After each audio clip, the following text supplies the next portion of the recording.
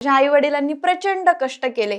म्हणजे माझे वडील 2000च्या दरम्यान जेव्हा पुण्यात आले, 250 रुपये घेऊन आलेले आणि आज इतकं सारं साम्राज्य त्यांनी उभं केलंय. जे मोठं अपत्य असतं ना, त्याला परिस्थिती जास्त बघावी लागते. म्हणजे की आमचं छोटंसं भाड्याचं घर, एवढीशा खोलीत. इंजिनिअरिंग निवडल्यावरती असं डोक्यात आलं की आता खूप टॉप करायचं, इतकं टॉप करायचं की अब्रॉडलाच शिकायला जायचं किंवा फार भारी की पैसेच कमवायचे भरपूर आयुष्यात. फिटनेसचं महत्व मला माहिती होतं, पण एवढी स्ट्रॉंग नव्हते. असे 4-5 माणसं जरी पुढून आले ना, मी अशी घाबरून बसेल अशी मुलगी होते. कधीतरी आपल्यासाठी राष्ट्रगीत वाजावं आणि आपल्या पाठीवरती भारताचा झेंडा असावा, हे लहानपणापासूनचं स्वप्न माझं. मी डिस्ट्रिक्ट स्टेट मधूनच माघारी यायचे. म्हणजे माझी हार होत होती सारखी. माझी मम्मी जास्त काळजी करायची, कशाला हाडं मोडती. स्लीप, ईट अँड वर्क असं हे तिन्ही जर बॅलन्स झालं ना, तर खूप चांगल्या प्रकारे रिझल्ट दिसून येतात. ते राष्ट्रगीत वाजलं ना, मला आवरलं नाही. म्हणजे खूप खूप रडू आलं. पाकिस्तानला कुठेतरी आपण हरवलेलं आहे. तसं आम्ही हाडाचे शेतकरीच आणि शेतकरी कुटुंबातली आहे याचा मला खूप अभिमान वाटतो आणि मी अगदी प्राऊड होऊन सांगते की मी शेतकरी कुटुंबातली आहे. की वाईट अवस्था होती ना त्यांची, की त्यांना ऑपरेशन करायलाही पैसे नव्हते. माझं सक्सेस काहीच नाही हो या सगळ्या पुढे. म्हणजे त्यांनी जे केलंय ना माझ्यासाठी.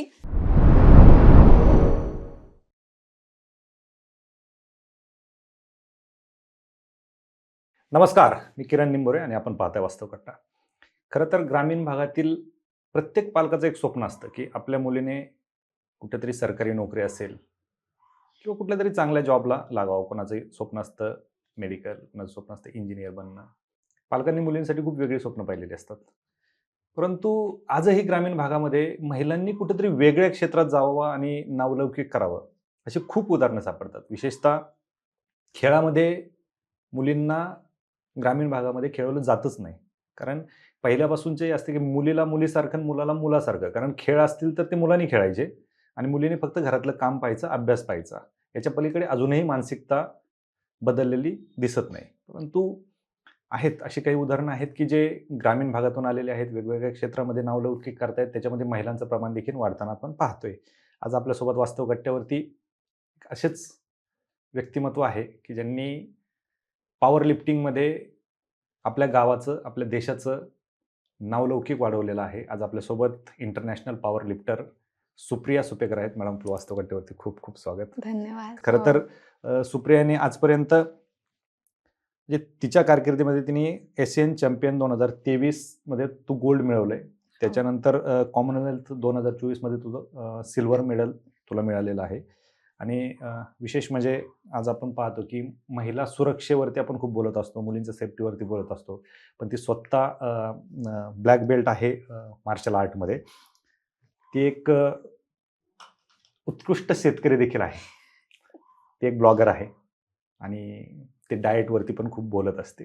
तर या सगळ्या गोष्टींवरती आपल्याला बोलायचं. सुप्रिया, पुन्हा शेअर करतो. खूप खूप स्वागत. खरं तर वेट लिफ्टिंग हा गेम ग्रामीण भागात कुणालाच माहीत नाही. तसं तू ग्रामीण भागातून पुण्यात आलीस, पुण्यात आल्याच्या नंतर तुला ह्या सगळ्या गोष्टी माहीत झाल्या. पण ग्रामीण भागातल्या मुलींना पण ह्या गोष्टी माहिती असणं गरजेचं आहे. या सगळ्या गोष्टीवरती पण तुझा प्रवास पण जाणून घेणं गरजेचं आहे. हो.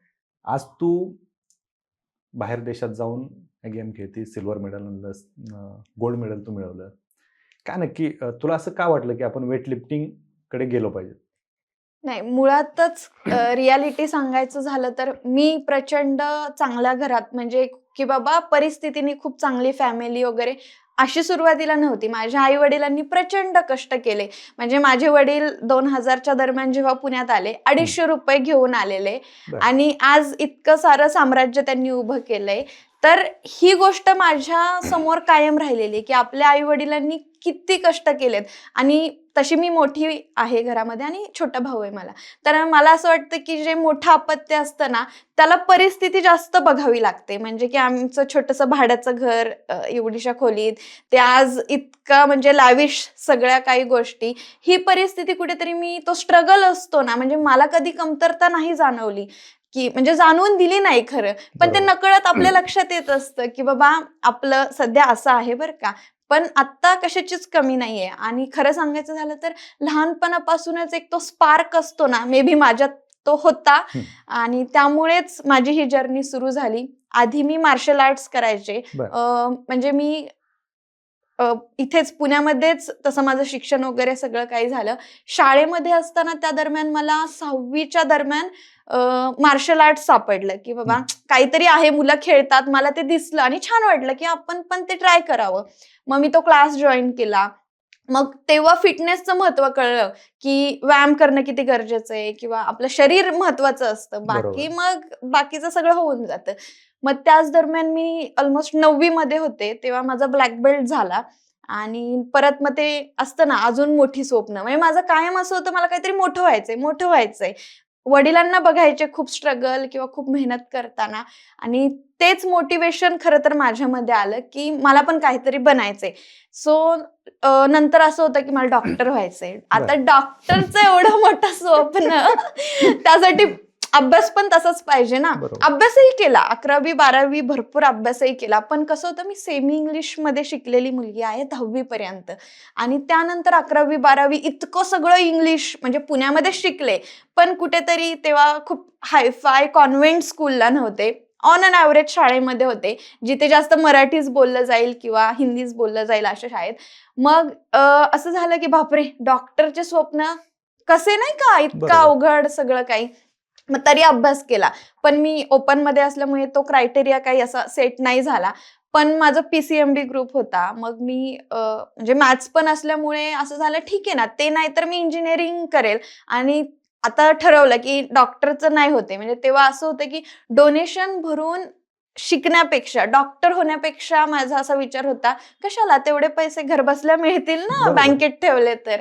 सो अशा विचाराने मी मग इंजिनिअरिंग केलं. मग इंजिनिअरिंग निवडल्यावरती असं डोक्यात आलं, की आता खूप टॉप करायचं. इतकं टॉप करायचं, की अब्रॉडलाच शिकायला जायचं किंवा फार भारी, की पैसेच कमवायचे भरपूर आयुष्यात. या मोठोने होते. पण कसं असतं, आपल्या नशिबात किंवा आपली डेस्टिनी वेगळीच असते आणि आपण वेगळ्याच पाथवर असतो. पण एज्युकेशनही तितकंच महत्वाचं असतं. मी माझं इंजिनिअरिंग कंप्लीट करताच हे केलं, पॉवर लिफ्टिंग केलं. लॉकडाऊन पडलं. लॉकडाऊनचा काळ सगळ्यांसाठी प्रचंड वाईट होता. म्हणजे कितीतरी लोकांचे आयुष्य उद्ध्वस्त झाले. तर तसंच माझं थोडंसं वाईट पण झालं, चांगलं पण झालं. पण चांगलं जास्त झालं. चांगलं काय झालं, की माझ्या लाईफचा टर्निंग पॉइंट ठरला. अगोदर कशी मी मुलगी होते, एकदम सामान्य, की सगळ्यांमध्ये आली गेली, बाबा यांची मुलगी आहे, असं तसं नॉर्मल. पण मी जेव्हा स्वतःवरती काम करायला चालू केलं ना, म्हणजे माझ्याप्रमाणे गोष्टी बदलायला लागल्या. मग लॉकडाऊनचा काळ लागला. त्या दरम्यान TikTok माहिती ना, खूप फेमस होतं सगळीकडे. मी पण भरपूर व्हिडिओ करायचे. लॉकडाऊनच्या काळामध्ये मी भरपूर गावी राहिलेले आणि आता गावी काय काम ना, शेततळ्यामध्ये पोहायला जायचं. व्हिडिओ कशावर करायचे? फोनवरती. नाही म्हणजे अच्छा, गाणी आपलं ते लिरिक्स असतात ना, काही पण मग वासराला जवळ घ्यायचं, त्याच्यासोबत काही व्हिडिओ करायचे किंवा नॉर्मल काही पण, म्हणजे त्याला काही अर्थच नाही, पण एक मज्जा, की मला मज्जा वाटते ना, मी व्हिडिओ करायचे असं. आणि ते पण काही खूप पब्लिकली नव्हते, म्हणजे खूप व्हायरल होते, फेमस होते असं पण नव्हतं. पण कुठेतरी ती एक क्रिएटिव्हिटी म्हणतात ना, तसं होतं, की शेततळ्यात पोहायला गेलं की येता येता काहीतरी खायचं. आजी मस्त खायला वगैरे देणार. आजी, आजोबा आणि मी तिघच होतो. माझा एक कझिन पण होता थोडे दिवस, बट मग आम्ही तिघं जास्त असं होतं. मग लाडाची कोण, तर मीच. माझ्याप्रमाणेच सगळं, इकडे फिरा, हे ते. बरं, ते सगळं झालं. मग नंतर असं झालं, तर व्यायाम सुरू केला पाहिजे. मग मी तिथेच व्यायाम सुरू केला. त्या दरम्यान मी ऑनलाईन कराटे क्लासेस सुद्धा घेतले. Online karate? येस, ऑनलाईन, की बाबा ऑनलाईन शिकवायचे. म्हणजे डोक्यात हेच, आपल्याला पैसे कमवायचे, मोठं व्हायचं, हे सगळं डोक्यात कायम, म्हणजे लहानपणापासूनच आहे असं त्यावेळेस तुला म्हणायला. ब्लॅक बेल्ट मिळाला हो, तेव्हा मिळालेला होता.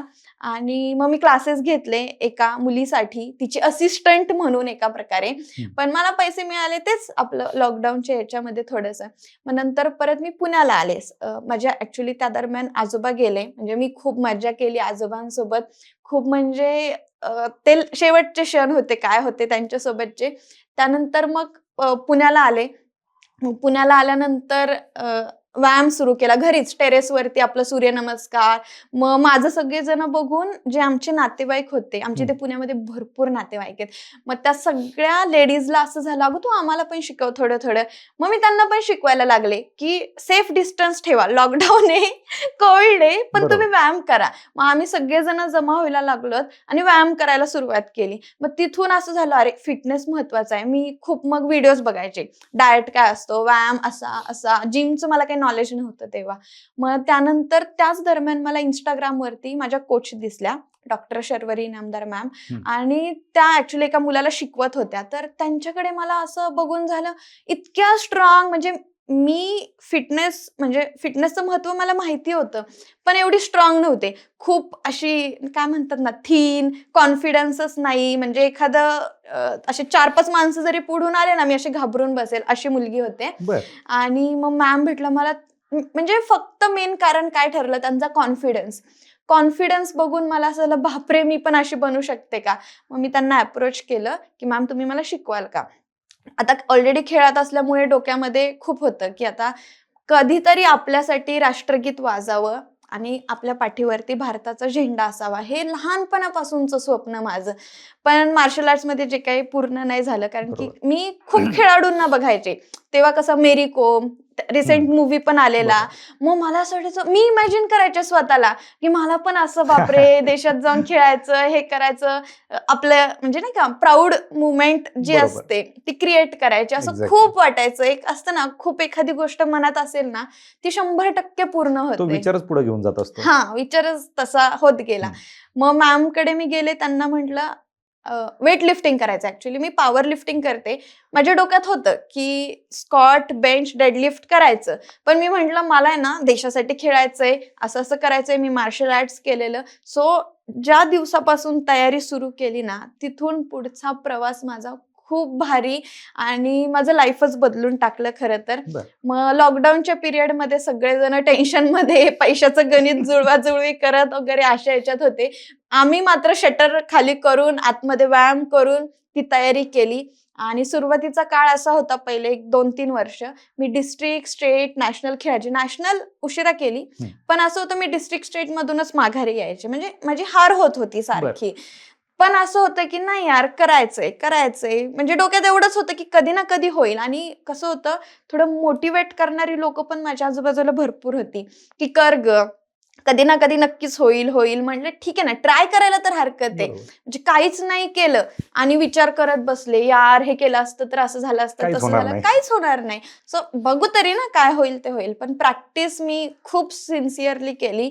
मग जसं माझं पहिलं मेडल आलं नॅशनलचं आणि सगळ्यांना मग पेपरमध्ये बातमी वगैरे आली किंवा काय, मग घरच्यांना पण जरा असं वाटलं, अरे हा खरंच काहीतरी करतीये. आणि आधी घरी सपोर्ट होता खूप जास्त. म्हणजे जेव्हा मी माझ्या मॅडमकडे गेले की मला शिकायचंय, त्यांची फी किती किंवा ते निगोशिएट करणं किंवा काही, म्हणजे मी माझ्या आई वडिलांना सुद्धा घेऊन नाही आले.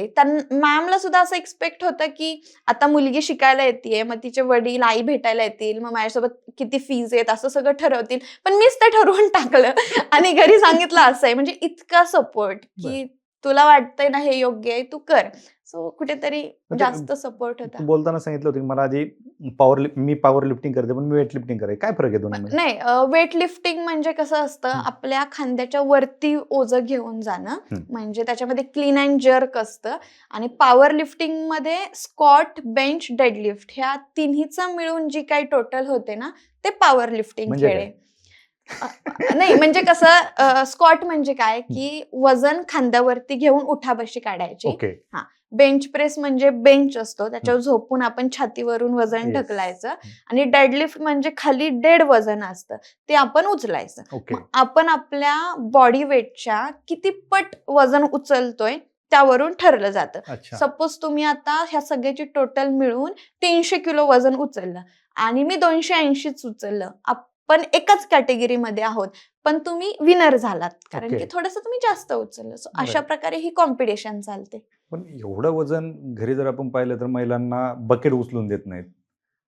तुला एवढं वजन उचलायचं हे घरच्यांना माहित असताना पण तुला परमिशन दिली? हो, म्हणजे माझी मम्मी जास्त काळजी करायची. कशाला हाडं मोडतील असं म्हणजे ऑब्व्हियसली एक आईचे विचार एक नाजूक असंच. पण माझे पप्पा खूप स्ट्रॉंग होते. म्हणजे स्ट्रॉंग म्हणजे कसं व्यायामाचं महत्त्व त्यांना खूप होतं.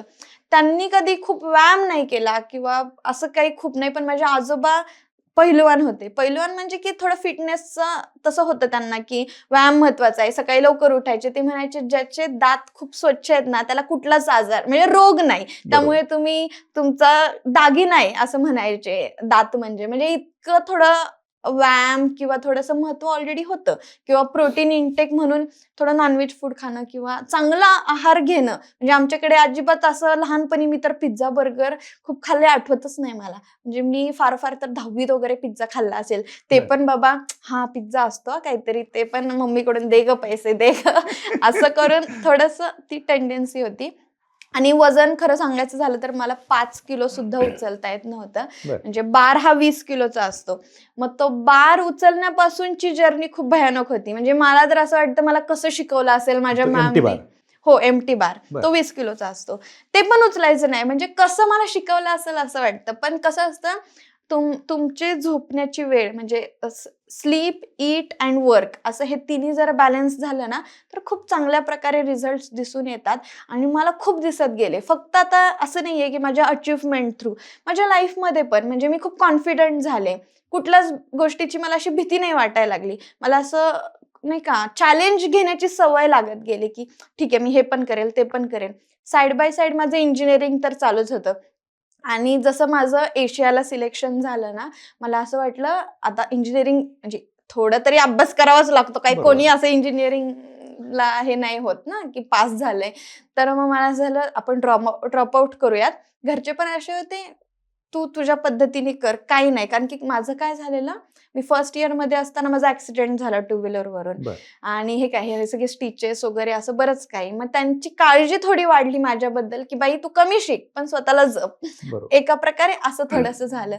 पण मग मला कॉलेजवाल्यांनी पण तसा सपोर्ट केला, की "तू एक काम कर, तू परीक्षा तर दे. काय होशील फार तर नापास होशील, वायडी पडशील, विषय जातील. बरोबर. पण अचानकच ड्रॉप आउट करू नको." मग मी अभ्यास पण करत गेले. पेपरच्या आदल्या रात्री अभ्यास करायचे. ते पण माझे फ्रेंड्स मला करून घ्यायचे. म्हणजे इंजिनियर सगळे पेपरच्या आदल्या दिवशीच हो. अभ्यास करतात. तर तशीच मी पण. आणि असा पण एक किस्सा आहे, जे माझे फ्रेंड्स होते ना, ते रात्री म्हणजे अल्मोस्ट 1-2 किंवा पहाटेपर्यंत रात्र मी जागून अभ्यास केलेला आहे तो. ते माझा अभ्यास करून घ्यायचे, की "तू एवढंच पाठ कर, तू पास होशील याच्यावर." इतके म्हणजे मला फ्रेंड्स पण चांगले भेटले. आणि एका फ्रेंडचं असं झालं, की माझा अभ्यास घेतला, हे ते झालं, आम्ही तो सब्जेक्ट केला. माझे सगळे क्लिअर झाले. नेमकं बॅक त्याच्याच बॅक व्हायचं. तिचं असा पण एक किस्सा झालेला. बट खूप गमती-जमतीत इंजिनिअरिंग होत गेलं आणि फर्स्ट क्लास विथ डिस्टिंक्शनमध्ये मला डिग्री पण मिळाली क्या बात है! मधून.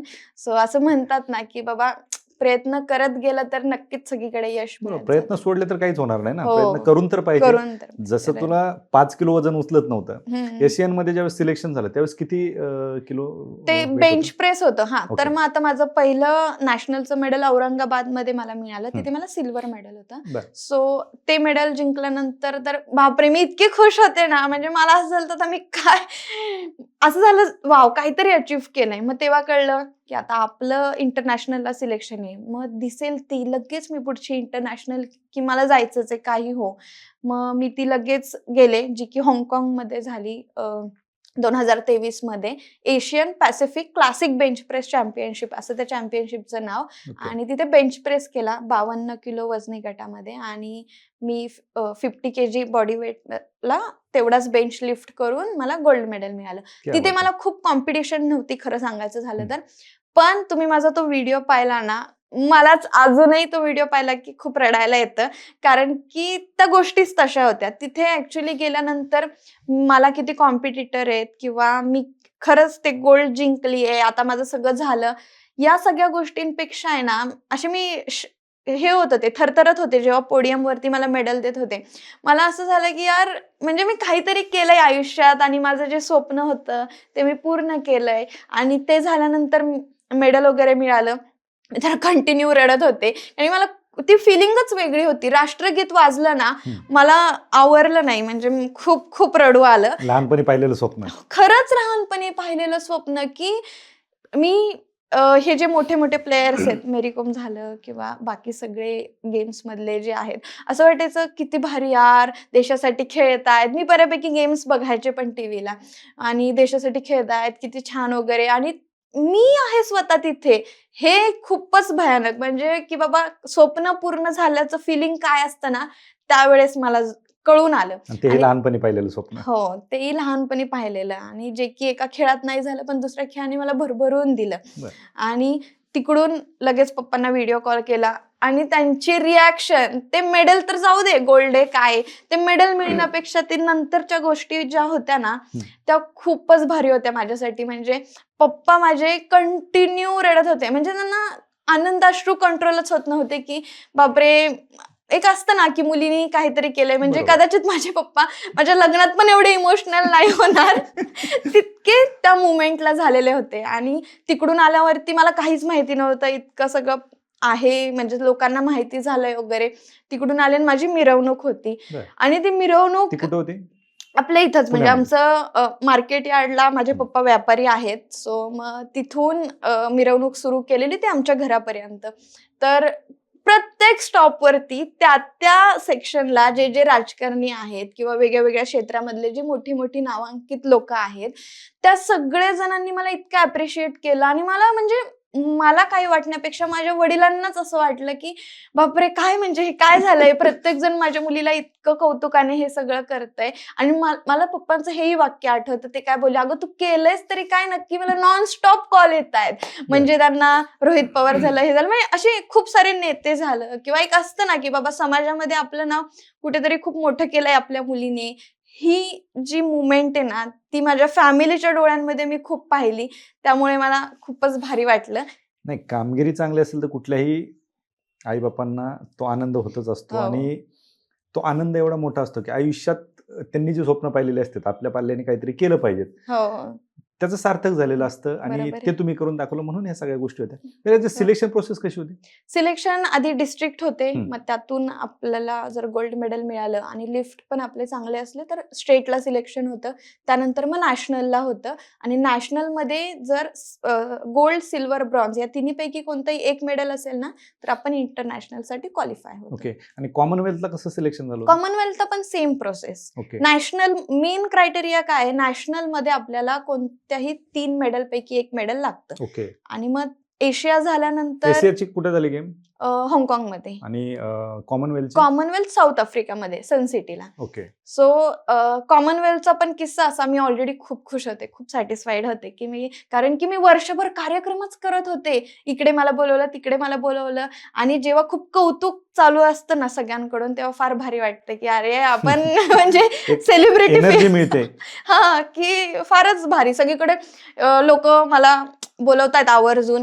मी कुठे नाही गेले तर माझ्या फॅमिलीमधले, म्हणजे रिलेटिव्ह वगैरे विचारतायत, किंवा तुम्ही सुप्रियाला का नाही आणलं, किंवा म्हणजे माझ्याच बद्दल. सो ते घरामध्ये सुद्धा वर्षभर वातावरण तसंच. पण माझी प्रॅक्टिस नाही थांबली, परत मग पुढे कंटिन्यू प्रॅक्टिस करत गेले. त्यात पण असं झालं, की आता गोल्ड मेडल आणले, पण नंतर पण मी कॉम्पिटिशन हारले. असं नाहीये की आता जिंकतच गेले.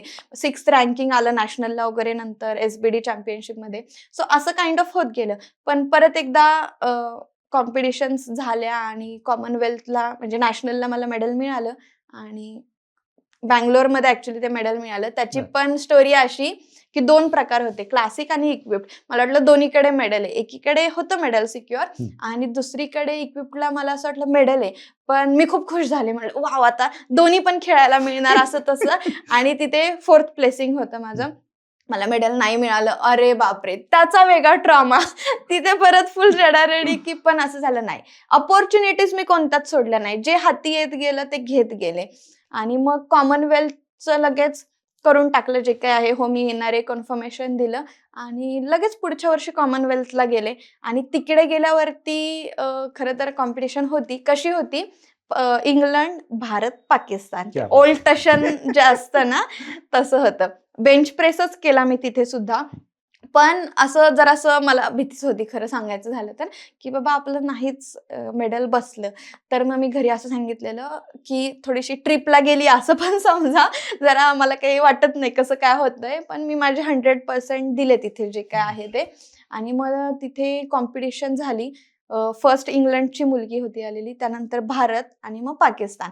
मग ते जरासं मनामध्ये होतं, की चला पाकिस्तानला पाकिस्तानची कुठेतरी आपण हरवलेलं आहे. बरं. पारंपरिक प्रतिस्पर्ध्यांना थोडासा कुठेतरी ठीक आहे, हरकत नाही. इंग्लंड जरी पुढे असेल तर पाकिस्तानला मागे टाकलं याचं समाधान, हो, तेच आपल्यासाठी गोल्ड हो. आहे. आणि तिकडून आल्यानंतर पण मग असंच सगळ्यांचं कौतुक वगैरे. खरं सांगू का, खूप लोकांनी कौतुक करण्यापेक्षा माझ्या घरचे जेव्हा म्हणजे स्पेशली मम्मी-पप्पा माझं जेव्हा खूप कौतुक करायचे ना, तेव्हा मला खूप भारी वाटायचं, की नाही का, अरे वाह! कारण की कसं होतं आपला समाज असा आहे सध्या सांगते, की नॉर्मल ग्रॅज्युएशन करायचं, शिक्षण काय आहे ते, मग थोडी मुलगी छान दिसायला वगैरे असावी. मग तिचं लवकर लग्न करून टाकणं वगैरे. आणि तसं बघायला गेलं मी गावचीच मुलगी आहे. मला खूप गावाकडचं टच जास्त आहे. म्हणजे मला जितकं शहर आवडतं त्याच्यात थोडंसं अजून अप म्हणू ते शकतो, तू गाव आवडतं. गावाकडे बरेच व्हिडिओ करत असते. तुझे ब्लॉग खूप पाहत म्हणजे फेमस असतात हो, Instagramवरती वगैरे. हो.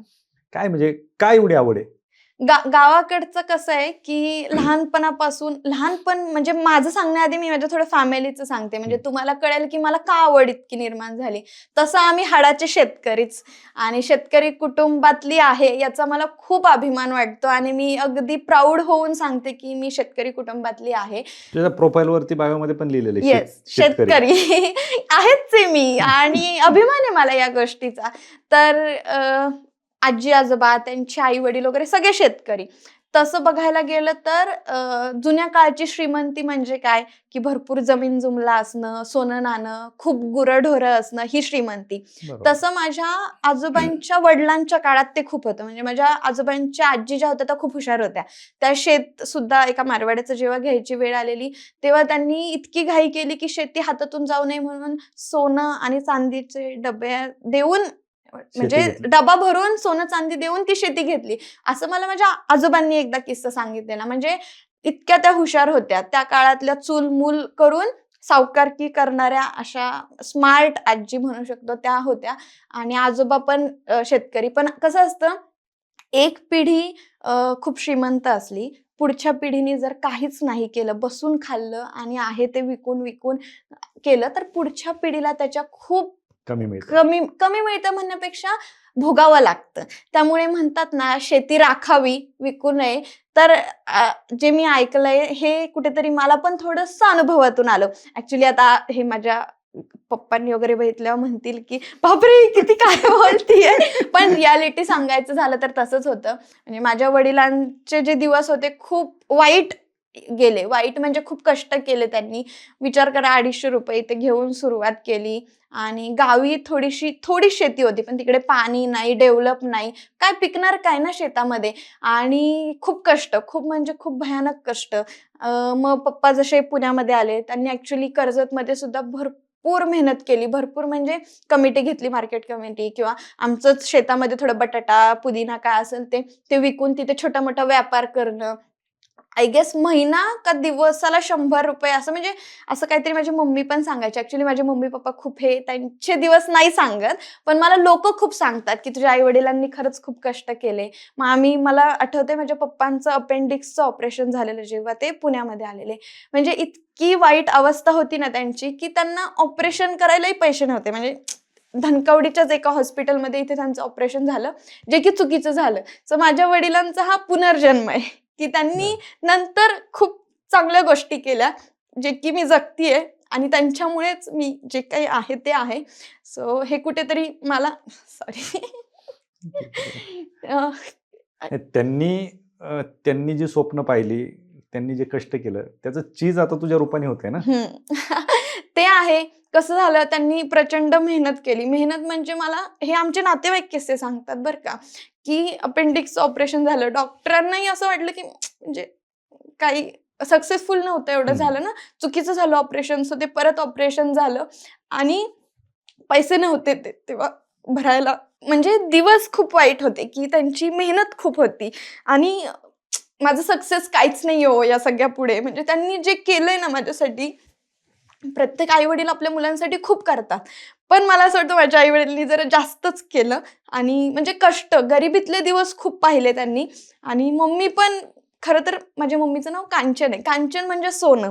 आणि ती त्या प्रमाणाच आहे आम्हाला. म्हणजे कसं की ती, पप्पा ऑलरेडी इथे आल्यानंतर छोटा-मोठा व्यापार करायचे. घर चालवणं वगैरे अशा सगळ्या छोट्या-छोट्या गोष्टी होत गेल्या. पण मम्मी पण छोटा बिझनेस करायला चालू केला तिने. मका सोलणं, मग ते हॉटेल्सला सप्लाय जायचा. लिटरली असा छोटे-मोठे बिझनेस करत, हे करत मग नंतर 11ला आमचं पहिला फ्लॅट जो आहे पुण्यातला तो घेतलेला. आणि मग तिथून जी ग्रोथ जी होती, ओह गॉड! म्हणजे असं की म्हणतात ना, झिरो टू हिरो काय असतं ना, हे माझ्या वडिलांचं उत्तम उदाहरण आहे. प्रचंड गरिबीतले दिवस काढलेले, पण त्यांना खूप जाण आहे. आज लिटरली म्हणजे मी म्हटलं ना, मला करोडो रुपये हवेत, मला हा बिझनेस करायचा आहे, मला बाहेर देशात जायचंय, तिथेच 6 महिने, वर्ष राहायचंय. लिटरली एवढं ते देऊ शकतात मला. म्हणजे जगात जी श्रीमंती आहे ना, ती सगळी काही श्रीमंती सध्या आहे. पण ते दिवस कुठेतरी थोडेसे किस्स्यातून वगैरे येतात, की बाबा बरोबर. खूप नाही, हे गरिबीतले दिवस दिवस येण्यासाठी काढले. त्यांचे कष्ट खूप आहेत. खूप आहेत. त्यांनी जी खूप मेहनत म्हणजे घेतली आहे. इव्हन आता आज पण बघा, इतकं सगळं सेट आहे. ते कष्टाळू खूप आहेत. म्हणजे असं ते व्यापारी वृत्ती असते ना, ती खूप आहे त्यांची, की धंदा कसा करावा ना त्यांच्याकडून शिकावं. बिझनेसेस पण असं नाहीये, एका बिझनेसवर डिपेंड राहिले. जी त्यांची ग्रोथ होत गेली ना, ती जर्नी फारच भारी, की बाबा मल्टिपल बिझनेसेस सुद्धा केले. आणि मला एक गोष्ट आवडते माझ्या वडिलांची, की एखाद्या असं काही नाही त्यांना सक्सेसच मिळत गेलं. भरपूर फेल्युअर, आत्तापर्यंत फेल्युअर येत होते. पण आहेत ना, ते कधी असं नाही विचार करत बसले, बापरे! माझा एवढा लॉस, आता काय, आता काय? ते पुढचा विचार करतात. पुढे काय? नेक्स्ट प्लॅन काय आहे आपला? म्हणजे त्यांच्याकडे एक बॅकअप प्लॅन नेहमी तयार असतो. सो हे कुठेतरी माइंडसेट माझ्याकडे पण आहे. आणि इतकं पुण्यामध्ये सगळं असताना म्हणजे मेन काय असतं बघा, पैसा असला की सगळ्या गोष्टी होतात. बरोबर आहे की नाही? घर, गाडी, बंगला म्हणजे सगळ्या गोष्टी जे काही आहेत ते सगळं सुख जे आहे, आम्ही भरपूर फिरतो पण, भरपूर ट्रिप्स करतो, ब्रँडेड सगळ्या गोष्टी घेतो, जगतो ती लक्झरी. पण त्याही व्यतिरिक्त माझ्या वडिलांनी नंतर शेती पण खूप घेत गेले. म्हणजे गावची ते म्हणतात ना, नाळ जोडलेली आहे कुठेतरी कायम. म्हणजे पुण्यामध्ये ते भरपूर अजूनही खूप काही करू शकत होते. बरोबर. पण ते गावाला नंतर शेता घेत गेले. खूप शेती घेतली त्यांनी. म्हणजे दुप्पट-तिप्पट नंतर शेती घेतली वडिलांनी माझ्या. तर कुठेतरी त्यांनाच आहे ती नाळ जोडलेली. मग दर उन्हाळ्याच्या सुट्टीला, दिवाळीच्या सुट्टीला मी पण गावी जायचे. माझा आजीवरती खूप जीव आहे. म्हणजे अजूनही आहे. त्या खूपच गोड आहेत. अगदी लोण्याच्या गोळ्यासारख्या आहेत. आणि लहानपणी जेव्हा सुट्टीवरून मी परत यायचे ना, मी खूप रडायचे. खूप म्हणजे आजीच्या पदराला माझं ड्रेस बांधायचे गाठ, बरं. की मला नाही जायचं. खूप रडायचे आणि 2-2 दिवस रडायचे पुण्यात आल्यावरती. मम्मीशी खूप भांडायचे, की मला गावीच जायचंय. आजींशिवाय मला करमायचं नाही. मग एक फोन होता, आठवतंय तुम्हाला? कॉइन टाकायचा. हो. ₹1-2 कॉइन बॉक्स. Coin box. माझ्याकडे तेव्हा फोन नव्हता आणि मम्मीचं होतं. पण मग मला मम्मी ओरडली किंवा ती का ओरडायची, की "अगं अभ्यास कर आता, का गाव-गाव असं करते?" मी आजींना फोन करायचे, "आजी मला मम्मी अशी बोलली." मी खूप रडायचे, "आजी मला तुमची खूप आठवण येते" वगैरे. सो कुठेतरी मी खूप तेव्हाच अटॅच झालेले आजींशी आणि गावाशी. बरोबर. तर आणि तुम्ही उल्लेख केला की शेती पण आहे. हो, वडिलांनी शेती घेतली. तुझे ब्लॉग जे आहेत ते पण शेतीवरती असतात. हो. तुझ्या Instagramच्या बायोमध्ये पण आहे की शेतकरी. हं. शेतीविषयी काय तुझे विचार होते? शेती कसं झालं, माझं म्हणणं म्हणजे हे ॲक्चुअली सगळे विचार माझ्या वडिलांचेच आहेत. मी जे बोलते असं म्हणावं लागेल. त्यांचं म्हणणं कसं असतं, शेती कधीच आपल्याला निगेटिव्हमध्ये घेऊन जात नाही. म्हणजे एक रिअल इस्टेटच्या दृष्टिकोनाने विचार केला, तर शेतीचे पैसे वाढतच असतात. त्यामुळे इन्व्हेस्टमेंट पण, आता फोन घेतला, iPhone घेतला, गाडी घेतली फार भारी, त्याचे पैसे डिक्रीज होत जातात. पण बरोबर. तुम्ही कुठलीही प्रॉपर्टी अशी घेतली, शेती वगैरे, इन्क्रीजच होत जातात. सो काइंड ऑफ थोडेसे ते विचार होते, की आणि घरातच वातावरण माझ्या असं होतं, की कधी हे नाही करायचं, नोकरी नाही करायची. भले मी आता इंजिनिअर आहे, माझ्याकडे किती चांगली नोकरी असली तरी मला माहिती आहे, मी नाही ती करू शकत. मी बिझनेस खूप चांगला करू तू शकते. शेती पण करण्याचा प्रयत्न करत होती. हो, मी प्रयत्न केला म्हणजे मी शेती केली ॲक्चुअल. व्लॉग्सचा किस्सा सांगते, मग थोडंसं लिंक बसेल, की नक्की कसं-कसं होत गेलं. तर व्लॉगिंगचं कसं झालं, मी कॉमनवेल्थ वगैरे खेळून आल्यानंतर परत एक नॅशनल खेळले राजस्थानला, जिथे माझं 6th प्लेसिंग आलं. आणि त्यानंतर मग मला असं झालं थोडंसं आता धीराने घेऊ, म्हणजे मी खूप दमल्यागत झाले की मला खरंच थोडा माझा टाइम हवाय, निवांत कुठेतरी फिरायला जायचं किंवा राहायचं असं. मग मी गावी गेले. गावी गेल्यावरती 15 दिवस खूप निवांत राहिले. मग 15 दिवसांनी मला जरा बोर झालं, आता करू काय? आणि जेव्हा मी जिम करायचे ना, तेव्हा माझ्या डोक्यात होतं की व्लॉग्स बनवावेत आपण, पण ते घडून नाही आलं, म्हणजे मी आळस केला. पण शेतावरचे व्लॉग्स बनवले. 3ऱ्या व्लॉगमध्ये माझा जे रील होतं इतकं व्हायरल गेलं की डायरेक्ट 10,000 फॉलोअर्स झाले. जे 1600-1700 फॉलोअर्स होते ते डायरेक्ट 10,000 झाले. बरं. आणि तिथून पुढे मग लोकांना खूप आवडायला लागलं. मग मी टाकत गेले व्हिडिओ शेतावरचे जे काही आहेत ते, आणि फार नाही, आता त्याला ऑलमोस्ट 1 वर्षच झालं आणि चांगला रिस्पॉन्स मिळाला तिकडून पण. मग आता असं झालं की शेती काय फक्त व्हिडिओज सगळ्यांचं असं झालं. मला झालं ठीक आहे, चला मी चॅलेंज घेते एक. मग मी चॅलेंज म्हणून काय घेतलं की काहीतरी पीक करणार मी. तर पीक काय केलं, एक्झॉटिक व्हेजिटेबल्समध्ये झुकिनी आणि चेरी टोमॅटो. ऍक्च्युली प्लॅन बराच मोठा होता, ब्रोकली हे ते. पण माझं असं होतं, मला घरच्यांना त्रास नाहीये द्यायचा, माझं करायचंय. सो माझाच खर्च मी तो केला. आता खर्च पण कसा, मी या बाबतीत खूप जिद्दी आहे की माझं मला कमवायचंय. मग म्हणजे माझा फोन सुद्धा घेताना किंवा थोडं ते जी मी फर्स्ट इंटरनॅशनलला गेले तेव्हा पण, की माझ्या पैशातून मला सगळं काही करायचंय. त्यामुळे मी मार्शल आर्ट्सचे क्लासेस पण घ्यायचे. माझी अकॅडमी आहे तारा मार्शल आर्ट्स नावाने. बरं. आणि होपफुली ती सुद्धा खूप मोठ्या स्केलवरती जाईल.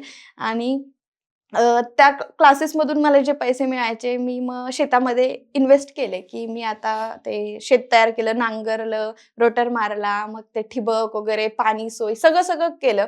आणि मग झुकिनी हा प्रकार आहे जो काय आहे? एक्झॉटिक, म्हणजे काकडीसारखंच असतं खरं तर. बरं. बट चायनीज भाज्यांचा प्रकार आहे. सॅलडमध्ये किंवा हॉटेल लाईनमध्ये जास्त प्रमाणात यूज करतात. ओके. आणि मग ते मी पीक लावलं.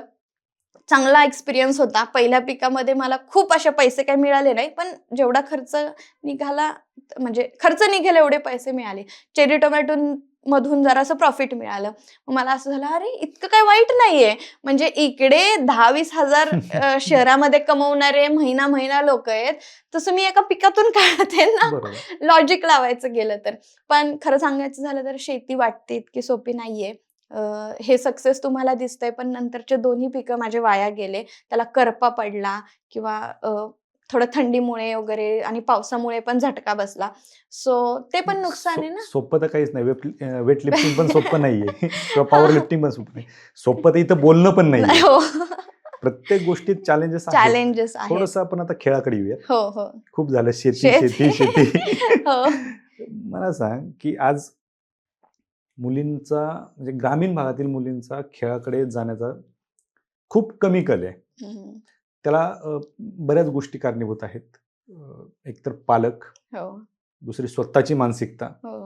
आणि तिसरी अवेलेबिलिटी. हम्म. म्हणजे ज्या काही गोष्टी असतील, म्हणजे आज जर वेट लिफ्टिंग हा गेमच जर ग्रामीण भागात माहिती नसेल, त्याची साधनच जर उपलब्ध नसतील, तर तिकडे जातील कसे? हो. काय तुला काय वाटतं की मुलींनी गेममध्ये येण्यासाठी, मी कुठलाही गेम असो तो, कशी मानसिकता असली पाहिजे त्यांची? खरं सांगायचं झालं ना, तर हा मेसेज स्पेशली मुलींसाठी आहे माझ्याकडून. मी काय खूप नाही का, मी पण तुमच्यासारखी नॉर्मल सर्वसामान्य घरातून आलेली मुलगी, जिचे खूप मोठे स्वप्न आहेत. तर तुम्ही सुद्धा माझ्यासारख्याच अशा आहात, जी मी आधी होते. पण कसं असतं, तुम्हाला एक गोष्ट सांगते, जर तुम्ही स्वतःला सिद्ध केलं ना, स्वतःसाठी काहीतरी केलं, तर लोक आपल्याप्रमाणे ऍडजस्ट होतात. पण आपण जर काहीच नाही केलं, नॉर्मल आपलं लाईफ जगतोय, तर आपल्याला ऍडजस्ट व्हावं लागतं दुसऱ्यांसाठी. त्यामुळे स्वतःची आयडेंटिटी काहीतरी पाहिजे, छोटी मोठी काही असो, कुठल्याही स्केलवरती. तुम्ही नोकरी करा, जॉब करा, काही करा, काही म्हणजे लिटरली तुम्हाला जे आवडतं त्या फील्डमध्ये काही करा. फक्त एवढं डोक्यात ठेवा, स्वतःचं अस्तित्व निर्माण करायचंय. ते केलं ना, बाकी मग सगळ्या गोष्टी आपोआप येतात. पैसा वगैरे, फेम, सगळ्या गोष्टी येतात. त्यामुळे स्वतःवरती काम करायला चालू केलं ना, आता आपण असं म्हणतो की ग्रामीण भागामध्ये अवेलेबिलिटी नाहीये, पण असं नाही राहिलं शक्यतो बऱ्याच गावांमध्ये, की थोडी ना थोडी सोय होत चाललीच आहे. आणि असं नाहीये, खरी रियालिटी अशी आहे, ग्रामीण भागातलं म्हणजे प्रत्येक फॅमिलीतला एक माणूस का होईना शहरामध्ये आहे. आत्ता सध्याची ही अशी परिस्थिती आहे. बरोबर. आणि जिद्द असेल ना काही पण होतं. खेड्यात राहू नाहीतर शहरात राहू, कुठेही राहू. म्हणजे मला असं वाटतं जरी आम्ही गावी राहत असतो ना, मी इतकी जिद्दी आहे ना की मी तिथून का होईना काहीतरी नक्कीच केलं असतं. नाही, तुझी जी जिद्द आहे ती जिद्द आणि चिकाटी असेल, जिद्द असेल आणि तुझे जे काही पॉझिटिव्ह विचार आहेत, एखादी गोष्ट करायची तर करायचीच, मग ते काही हो, ह्या सगळ्या गोष्टींमुळे हे घडत आलं. आणि खरं तर तुझ्या आई वडिलांची मिळालेली तुला साथ, आज तुझी किती जिद्द असते किंवा तू किती चिकाटीने ह्या सगळ्या गोष्टी करत असते आणि घरातून जर सपोर्ट नसता तर कदाचित तू केला असतं, पण तुला अडचणी खूप आल्या असत्या. या अडचणींना तुला फेस करावं लागलं असतं. बोलण्यासारखं खूप आहे, गप्पा मारण्यासारख्या खूप गोष्टी आहेत, परंतु खरं तर ग्रामीण भागातून एखाद्या मुलगी गाव सोडून पुण्यात येते, पुण्यात सोडून जगभरात जाऊन देशाचा नावलौकिक करते, फक्त गावाचा नाही. आज आपण पाहतो गावाच्या बाहेर मुलींना जायला 18-18 वर्ष लागत आहेत. तर तू जग फिरून आलीस आणि फक्त फिरून नाही आली, नावलौकिक घेऊन आलीस. अर्थात तो आम्हाला देखील अभिमान आहे. खरं तर तू जो गेम खेळते, वेट लिफ्टिंग किंवा पॉवर लिफ्टिंग असेल, त्याच्यामध्ये भविष्यात तुला अजूनही खूप वेळ आहे खेळण्यासाठी आणि तुला खूप खूप शुभेच्छा. आणि तुझ्याकडून अपेक्षा देखील घरच्यांच्या असतील आणि देशाच्या देखील वाढलेल्या आहेत. आमच्याकडून पण अपेक्षा वाढलेल्या आहेतच. नक्कीच भविष्यात पुन्हा एकदा एखाद्या नवीन गेममध्ये एखादं मेडल जे गोल्ड असेल आणि कुठेतरी पाकिस्तान सारख्या देशाला दोघी पछाड देऊन तू पुन्हा एकदा वास्तव कट्ट्यावर येशील अशी अपेक्षा करतो. खरं तू वास्तव कट्ट्यावर आली आणि हे सोपं नव्हतं. हे एखाद्या ग्रामीण भागातल्या मुलीसाठी सोपं नव्हतं. तू वास्तव कट्ट्यावरती आलीस आणि ह्या सगळ्या गोष्टी मनसोक्त गप्पा मारल्या, त्याबद्दल खूप खूप आभार. धन्यवाद. खूप खूप धन्यवाद.